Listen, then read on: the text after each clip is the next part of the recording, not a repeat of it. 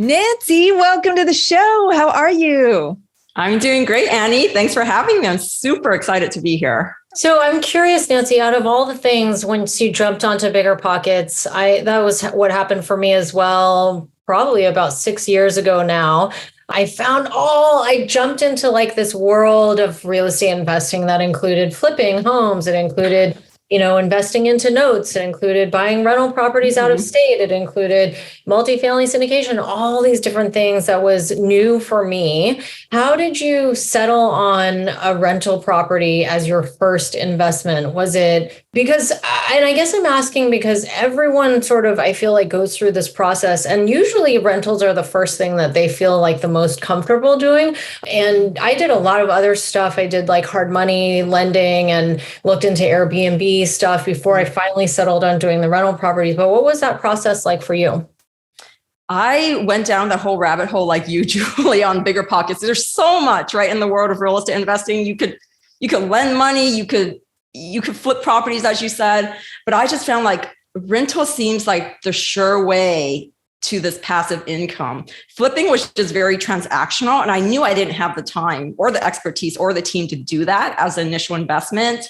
So I was like, this is easy. It was kind of like a mixture of, I had been through the process of buying my own home. So it felt very familiar, but it wasn't that apartment stuff that one of the forums was talking about that felt so overwhelming. I was like, there's no way. I don't have millions of dollars lying around. So I was like, let me just stick to this. This is what it seems like, it's very comfortable for me. So that's how I landed on that. Yeah. No, definitely. I think, Annie knows I always talk about certainty and always having certainty in everything that you do. And it sounds like you had that when it came to doing the rental property. You had that sense of certainty, and that was how you got comfortable with it. So for anyone out there who might be listening, who's like thinking, I want to get into this and I don't know where to start, look for where your comfort zone is and look for the place where you feel a sense of certainty. And that's always what I've used in the past to guide me in making my decisions, is that sense of certainty. I'm not always right, but it certainly helps to go with your gut and do what feels right.